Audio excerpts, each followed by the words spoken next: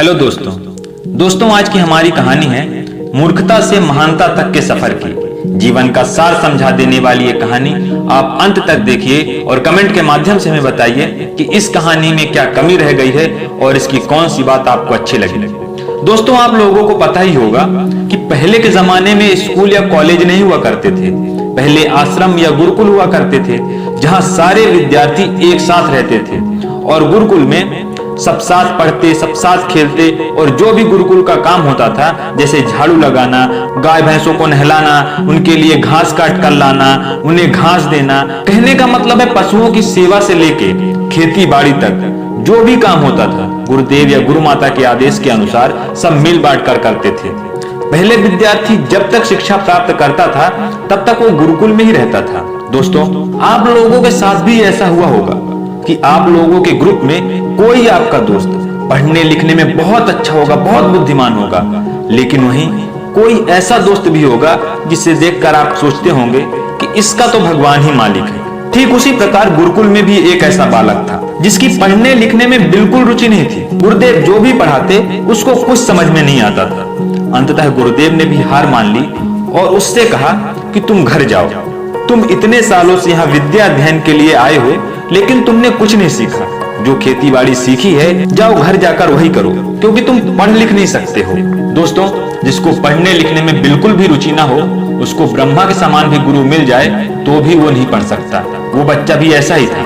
उसने भी मान लिया था कि वो नहीं पढ़ सकता, वो अपनी जिंदगी में कुछ नहीं कर सकता। इस बात का उसे दुख भी था और अब वो निराश होकर घर की तरफ जा रहा था। तभी रास्ते में उसे प्यास लगी। वो पानी पीने के लिए कुएं के पास गया जहां पर कुछ औरतें पानी भर रही थी।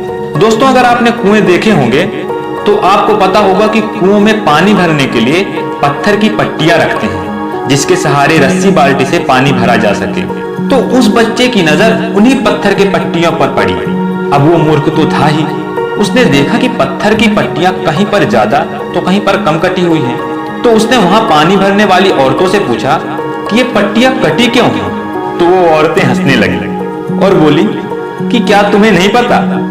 अरे ये कटी नहीं है, ये तो रस्सी के आने जाने से इन पर निशान बन गया है। वो बच्चा हैरान हो गया। वो बोला, अच्छा तो क्या ये निशान एक दिन में बन गया? वो औरतें बोली कि एक दिन में रस्सी से पत्थर पर निशान पड़ता है क्या कभी? अरे ये तो सालों से पानी के भरने के कारण रस्सी कुएं में आती जाती है, इसलिए ये निशान पड़ गया है।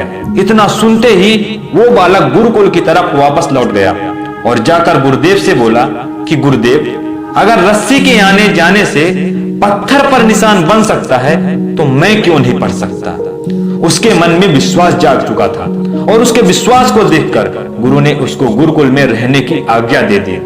वो गुरुकुल में रहता, सबके साथ काम करता और पढ़ाई भी करता और पढ़ते पढ़ते वो इतना विद्वान हुआ कि उसने संस्कृत व्याकरण या संस्कृत ग्रामर भी बोल सकते हैं, उसने संस्कृत ग्रामर की रचना कर डाली।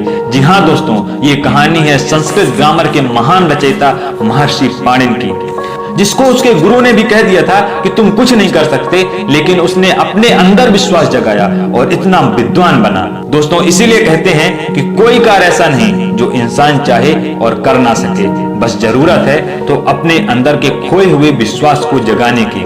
इसीलिए कहते हैं, करत करत अभ्यास के जड़मति होत सुजान, रसरी यावत जात ते सिल पर होत निशान। दोस्तों, अगर वीडियो अच्छी लगी हो तो लाइक कीजिए, शेयर कीजिए और प्लीज चैनल को सब्सक्राइब कर लीजिए ताकि जब भी ऐसी वीडियो हमारे चैनल पर आए उसका नोटिफिकेशन सबसे पहले आपको मिले। देखने के लिए धन्यवाद दोस्तों, मिलते हैं अगली वीडियो में। तब तक हंसते रहिए, मुस्कुराते रहिए, हंसते मुस्कुराते अपनी मंजिल की तरफ कदम बढ़ाते रहिए। आपको आपकी मंजिल एक दिन जरूर मिलेगी। धन्यवाद दोस्तों।